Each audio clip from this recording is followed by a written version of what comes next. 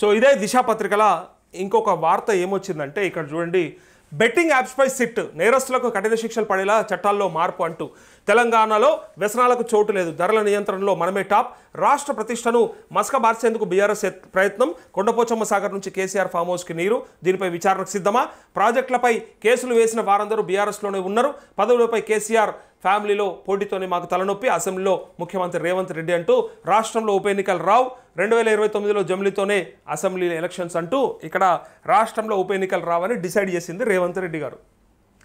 ఎందుకంటే తను సుప్రీంకోర్టు ప్రధాన న్యాయమూర్తి చెప్పాల్సినటువంటి మాటలు చెప్పిండుగా. అంటే ఇక్కడ చీఫ్ జస్టిస్ ఆఫ్ ఇండియా చెప్పినట్టుగా అనిపిస్తుంది ఇక నాకు డైరెక్ట్గా. ఎన్నికలు రావు అని తను ఎట్లా డిసైడ్ చేసిండు నాకు అర్థం కాలేదు. ఎందుకంటే నిన్న ఇదే మాటని హరీష్ రావు అనుకుంటా తను కూడా కోట్ చేసిండు. వాళ్ళ రూల్స్ బుక్లో ఉంటాయి పదాలు ఏవైతే ఉంటాయో వాటికి సంబంధించిన అంశాన్ని ఒకదాన్ని తను చెప్పిండు. ఏమనంటే ఇటు జ్యుడిషియరీ కానీ ఇటు పార్లమెంటరీ కానీ రెండు కూడా ఒకదాన్నొకటి క్రాస్ చేసుకోకూడదు, ఎన్క్రోచ్ చేయకూడదు, ఒకదాన్నొకటి ఎన్క్రోచ్ చేయకూడదు, ఆక్రమించుకోకూడదు. ఎవరి విధానాలు వాళ్ళ పద్ధతుల్లో ఉండి ఎక్కడికి వెళ్ళి మ్యూచువల్గా పోవాల్సిన దాన్ని ఎన్క్రోచ్మెంట్ చేస్తూ ఉన్నారు. మీరు ఎట్లా మాట్లాడినరు ఇది ఆ రూల్స్ బుక్లో కూడా లేదు. అయినప్పటికీ మీరు సుప్రీంకోర్టు న్యాయమూర్తి చెప్పాల్సినటువంటి మాటని మీరు ఎట్లా చెప్తారో అది కోర్టు పరిధిలో ఉన్న అంశాన్ని మనం మాట్లాడకూడదు, అది అందులో మీరు ఎట్లా డిసైడ్ చేస్తారు ఉప ఎన్నికలు రావు అని చెప్పి నేను అన్నటువంటి మాట. సో రేవంత్ రెడ్డి అని చాలా తొందరపడ్డాడు. రావు అని తను డిసైడ్ చేసినట్టే గతంలో వచ్చినాయా అనేది ఆయన ప్రశ్న. కానీ అంటే వాళ్ళు అట్లా తప్పు చేసారు కాబట్టి మేము కూడా అదే చేస్తాం, వాళ్ళ దొక్కిరు కాబట్టి మేము కూడా అదే దొక్కుతాం, వాళ్ళ దుంకిరు కాబట్టి మేము కూడా అదే దుంకుతాం. ఎగ్జాక్ట్లీ ఇట్లనే కనిపిస్తూ ఉంది, ఇంతకు మించి ఇంకోటి ఏం లేదు. సో తను చెప్పేది అప్పుడే వస్తాయి కానీ ఇప్పుడు రావని చెప్తున్నాడు. ఇక్కడ ఇంకొక గమ్మత్తైన మాట చెప్పిండు. గమ్మత్తైన మాట అంటే మా అత్తగారింటికి ఆమన్గల్ అనుకుంటా, మా అత్తగారింటికి ఒక రోడ్డు వేస్తే ఆ రోడ్డు మా అత్తగారింటికే వేసిర్రు అని బయట మాట్లాడుకుంటా ఉన్నారు అని అన్నారు. అరే అది కావాలంటే నా అత్తగారు ఎవరో మీకు ఎరక ఈ రాష్ట్రంలో చాలా డబ్బులున్నోళ్ళు, వాళ్ళు కావాలనుకుంటే వాళ్ళ సొంత పైసలతో కూడా రోడ్ వేసుకోగలుగుతారు అని తను అన్నాడు.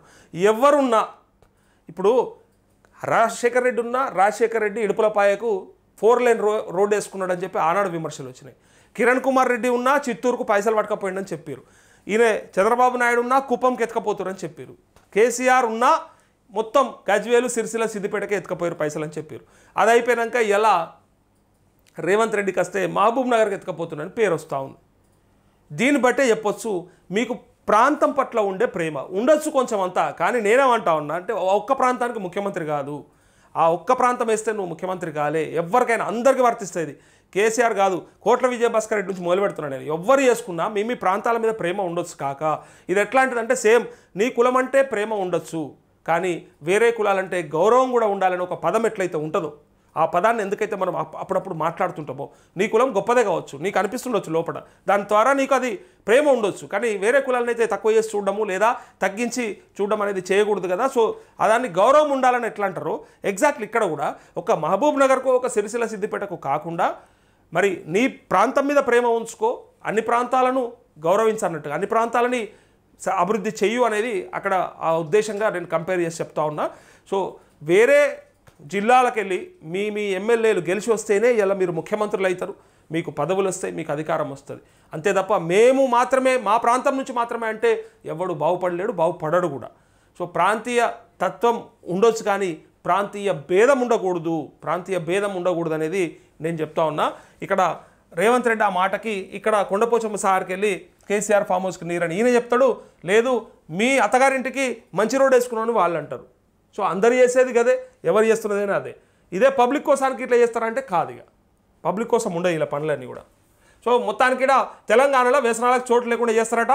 సో చూడాలి మరి బెల్ట్ షాపులు తీసేస్తామని చెప్పి వీళ్ళు రాగానే బెల్ట్ షాప్ ఒక్కటి ఉండదు తీసి పాడేసేస్తాం, కేసీఆర్ మొత్తం తాగుబోతులను తయారు చేసిండు ఈ రాష్ట్రంలో అని చెప్పారు. మరి బెల్ట్ షాపులు తీసేసి నారుల్లా మీ గ్రామాలలో బెల్ట్ షాపులు నేను మెసేజ్ పెట్టండి అన్న ఒకసారి, లైవ్లో చాలామంది చూస్తున్నారు కదా, చూసిన వాళ్ళు ఒకసారి మీ గ్రామాలలో బెల్ట్ షాపులు ఇంకా నడుస్తున్నాయా తీసేసారో ఒకసారి చెప్పండి. ఎందుకంటే వీళ్ళు గొప్ప చెప్పారు కదా, కేసీఆర్ అంతా తాగుబోతుల తెలంగాణ చేసిండు, మేము మాత్రం రాగానే బెల్ట్ షాపులను తగ్గిస్తామని చెప్పారు వాళ్ళు. సో అది అయ్యిందా, ఏమైంది, ఒకసారి మీ దగ్గర బెల్ట్ షాపులు ఇంకెన్నైనా పెరిగినాయా ఏదైనా ఉంటే చెప్పండి ఒకసారి నాకు.